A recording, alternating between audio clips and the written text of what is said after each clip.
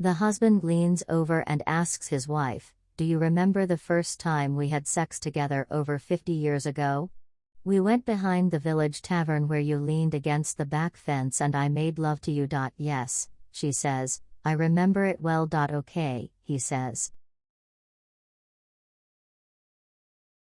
"How about taking a stroll around there again and we can do it for old time's sake?"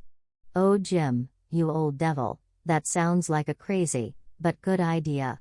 A police officer sitting in the next booth heard their conversation and, having a chuckle to himself, he thinks to himself, "I've got to see these two old-timers having sex against a fence. I'll just keep an eye on them so there's no trouble. So he follows them. The elderly couple walks haltingly along, leaning on each other for support aided by walking sticks. Finally, they get to the back of the tavern and make their way to the fence. The old lady lifts her skirt and the old man drops his trousers. As she leans against the fence, the old man moves and then suddenly they erupt into the most furious sex that the policeman has ever seen. This goes on for about 10 minutes while both are making loud noises and moaning and screaming. Finally, they both collapse, panting on the ground. The policeman is amazed.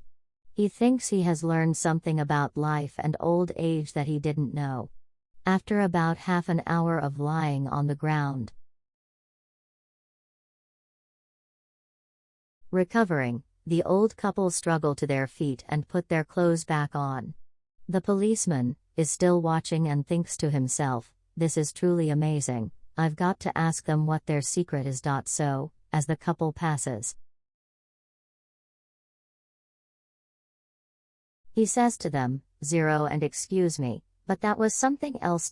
You must have had a fantastic sex life together. Is there some sort of secret to this?" Shaking, the old man is barely able to reply, "50 years ago that wasn't an electric fence."